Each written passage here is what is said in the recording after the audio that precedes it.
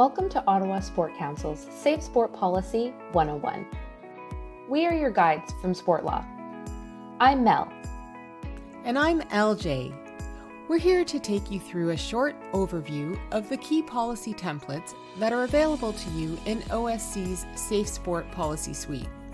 You can download them and use them with your organization. Today we will cover OSC's Safe Sport Policy Suite templates, why the policies exist, and how they affect you and others. OSC has made sure you're getting leading-edge safe sport policies that you can adapt if needed, but we recommend not changing them too much before taking them to your board for approval. Sometimes people think once a board has adopted its safe sport policies, all they have to do is post the policies on their website. That's not enough. Most people only look for a policy once they need it, and by then, it may be a crisis. OSC wants to do more to help everyone get the most out of its policies. We want to help your organization and your stakeholders, including athletes, coaches, parents, officials, and administrators, understand and be able to navigate these safe sport policies before they are needed. First of all, we want to ensure we're all on the same page in defining safe sport. Safe sport can be understood as physical and emotional safety, which includes concussion and injury prevention, and environments free from bullying, abuse, harassment, discrimination, and other forms of maltreatment. You may be wondering why this is important. We all deserve to participate in environments that are accessible, inclusive, safe, and free from all forms of maltreatment by others. Everyone connected to your organization plays a role in ensuring safe sport. Everyone. So how do we ensure safe sport? These safe sport policies set out rules, procedures, and standards for behavior, but they only work if everyone knows about them and is following them.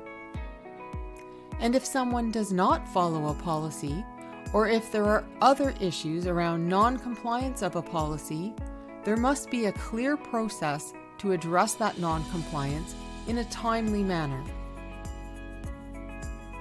So you may be wondering, what templates are in OSC's Safe Sport Policy Suite? There are 12 policies that make up the Safe Sport Policy Suite, as you can see from your screen. Please don't be intimidated by this list. Most of the policies are only a few pages long, but we do understand that all of it together can feel overwhelming. We will give you an overview of some of these policies, but for more details on all of them, please refer to OSC's Safe Sport Policy Suite summary sheet, which captures what each policy does. The first policy is the Safe Sport Policy. This policy communicates the organization's overall commitment to maintaining a sport environment that is safe and free from maltreatment. This policy sets out how the organization will go about meeting its safe sport commitments. All of the other policies in the Safe Sport Policy Suite flow from the Safe Sport Policy and focus on specific ways to keep sport safe. The Code of Conduct and Ethics is the longest policy in the bunch, but for good reason. This code sets out how all sport participants are expected to behave. The policy is longer than most because it defines a number of terms that you'll need to be aware of, such as consent, harassment, maltreatment, power imbalance, and vulnerable participant, for example. Knowing the expectations for behavior ensures that we are all on the same page for how we want to be treated and how we will treat each other.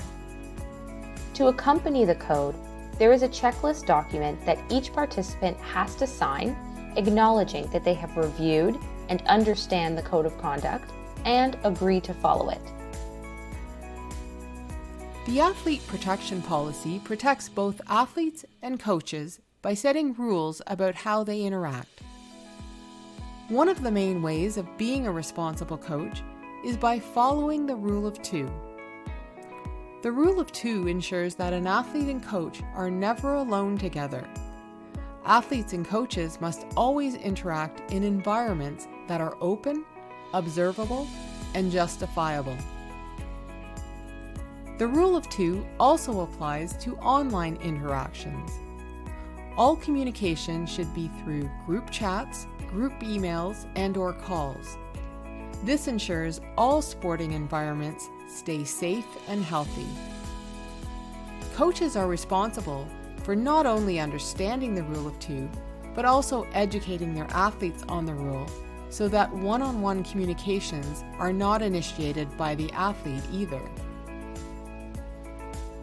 The Discipline and Complaints Policy sets out the process for making a complaint if you believe someone has broken the rules, such as violating the Code of Conduct. It also details how individuals could be disciplined and how complaints are resolved. Anyone witnessing inappropriate behavior can bring a complaint.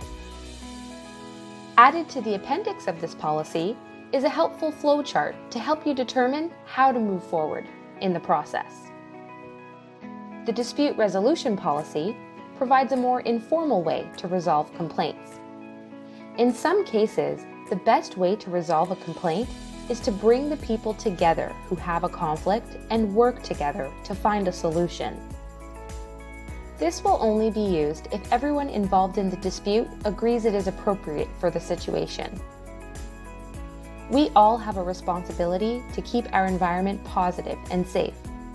And we do that by holding each other accountable for our actions and showing humility when we make a mistake.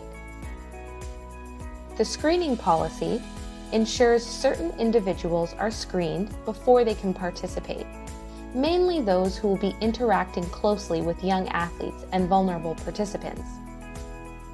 And remember, to understand the definition of a vulnerable participant, check the Code of Conduct and Ethics, where a number of key terms are defined. Screening is done through various background checks, such as a criminal record check and a vulnerable sector check.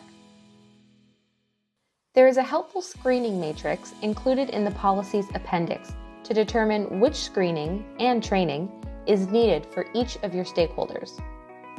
The screening policy is somewhat long, but that's because there are a number of appendices that are templates to help administrators carry out the screening process. As you can see, there are a lot of policies to ensure safe sport, but they all serve a specific purpose and are important to follow. We hope that this introduction into OSC's Safe Sport Policy Suite templates, along with the Safe Sport Policy Suite summary sheet, has helped you to become familiar with these policies, understand why they exist, and how they affect you and others. Please take some time to review the policy templates in OSC's Safe Sport Policy Suite on OSC's website. If you have any questions or concerns, please contact the OSC. At Sport Law, we know sport, and we're here to elevate you in your safe sport journey. Thank you for all you do to make the Ottawa sport community safe and welcoming.